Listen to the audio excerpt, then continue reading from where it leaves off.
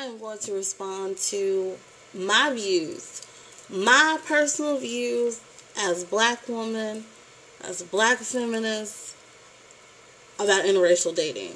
I do not speak for all black feminists. I don't speak for all black feminists on YouTube. I speak for myself. Okay. And as me and my friends, you know when you hang out with people for a long time, they pick up your language. So I'm about to have a sister girl moment with y'all. Black women, and I think I'm going to title this video this. We need to let it go. I'm going to say it again. We need to let it go. And you like, what you talking about, girl? What am I talking about? Am I chewing my choo-choo? I am talking about getting mad at black women for dating women of other races. Specifically white women. The Jill Scott article came out, how she was talking about her frustrations of seeing usually successful black men with white women or women of other races. And, you know, people are all in the uproar, like, oh my goodness, she's a racist. And, like, to be a racist, you have to, it comes with a certain amount of power. Like, we're not going to go into that. But she's this and she's that. I'm like, all the sisters sitting around like, she only saying the stuff that we say underneath our breath every day. She was not saying anything brand new. She wasn't saying anything that was crazy. We were just like, yeah, that's how we feel. So how did I get to this point? I don't know. You know, me and my girlfriends were out.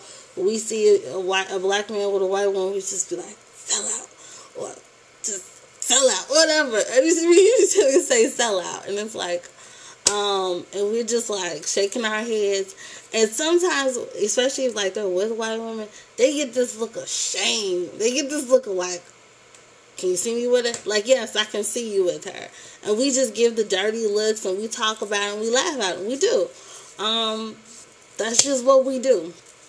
And I'm going to say women of all other races, like Asian and Latino. I don't think we have as big a problem if she's Latino as if she's brown. But if she's Asian or white, we typically don't have anything really nice to say. So, how did I get to the point where I was like, I'm over it? I don't know. Maybe it was just more reading. Maybe it was just life experience. In Chicago, it seems like interracial dating is on like an influx. Like, people are just mixing up all kinds of ways.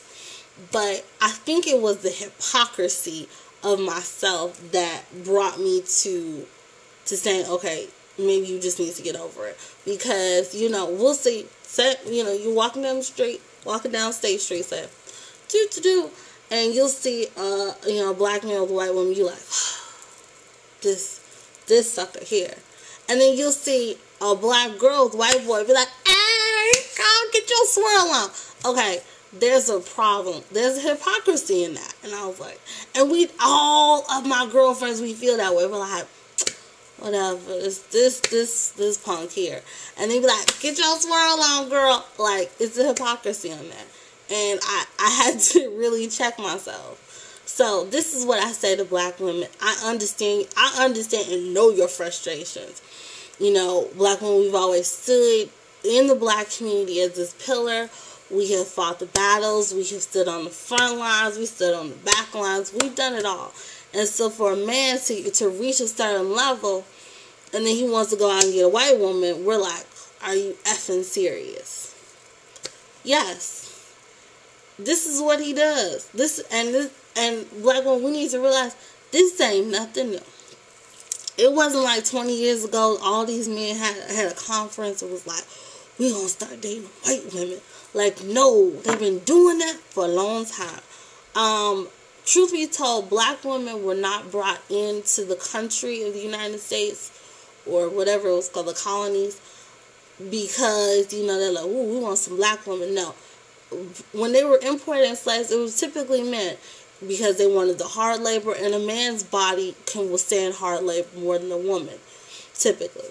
But when it came to, you know, all these black men were here, and they were looking for mates. And it was like 80-20, 90-10 as far as the ratio of men and women that were important. So men were like, well, ain't no black women around. We gonna get these white women.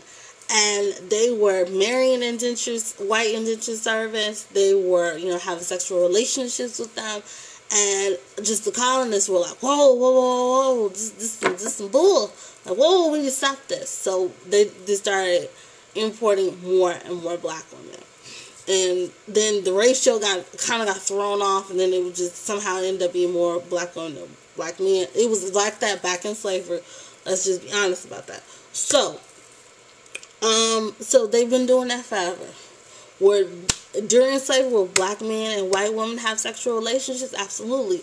Once slavery is over, will those relationships still happening? Absolutely.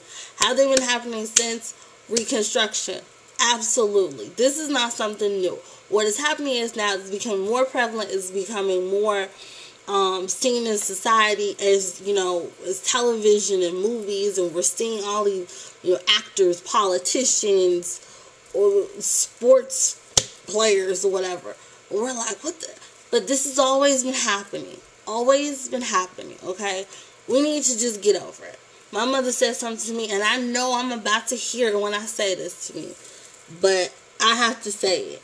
My mama said to me, we were in the car once. I don't know where we were going. She said, black men do what they want to do. They want to stick around, they're going to stick around. They want to do right, they're going to do right. They want to do bad, they're going to do bad. Men by nature are somewhat selfish. So she said, the one thing a black man know how to do is leave. And I know, I just set some men's souls on fire. But she said it, I believe that, because when you see, I was in H&M and I was sitting at the elevator, and I saw this black man holding this baby, men strap babies on, and I was just like, man, that's a light baby. Like, that baby's super light. And he was like a chocolate brother. I was like, that baby's kind of light. And then there's this white woman, like, what? She didn't get him, chain him to her basement wall, beat him and say, you need to be with me and sleep with me and have this baby. Like, you can't force a man, especially a black one, to do anything. You can't force him to marry you. You can't force him to take care of their kids. You can't force him to do nothing. Men all talk, we men. Right. So when a man goes out and is with a woman of another race, that is a conscious choice. Women, we need to stop taking that stuff personally. We really do. And we need to start realizing that there are other men out there, whether they be black, Latino, white, Asian, whatever. There's like this new thing where black women and Asian men are getting together. It's kind of fly.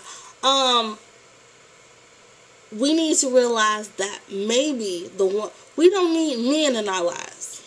We need one man, if you want a man. For those of you who want men. You don't need to be worried about what all these other men are doing. When you got that one that you know is supposed to be for you, whether he was brought to you by God or whoever you pray to or whoever you don't pray to, you just need that one. So we need to start worrying about what Craig and Day and Sean and John are doing. Like, worry about your man, because he gonna do what he want to do. He gonna be with her. He married that white woman because that's who he want to be with. Don't take that personally. We need to stop taking the person like, oh my goodness. And men out here making us feel bad. But you talk to men who get married, they're like, this is who I want to be with.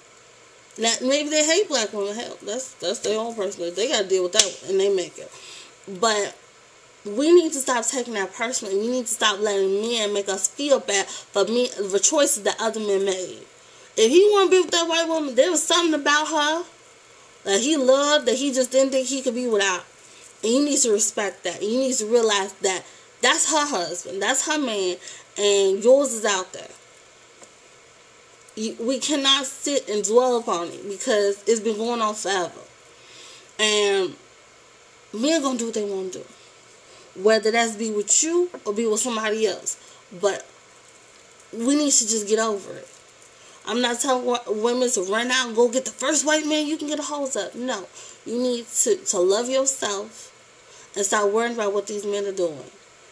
And all these men talking about, they finna lose us. They finna lose us. We've been losing black men to other women, other races of women for a long time. This is not something new. All you can do is hope that you meet the person that you're supposed to be with. Because you're not trying to juggle 5 men. You just want that one, right? Stop worrying about what he doing. And do you. Okay? We got to let that go. It's not something new. And men are going to do what they want to do. Don't take it personally. Seriously. Because we just getting eaten up about it. Don't take it personally. Okay? Like, sisters, I love y'all. I swear I do. And this is something that's been eating at us for generations. We need to stop. Like, that woman didn't force him to be with her or have children with her or whatever. We need to let it go. It's not your fault. I'm going to say, it's not your fault. It's not your fault.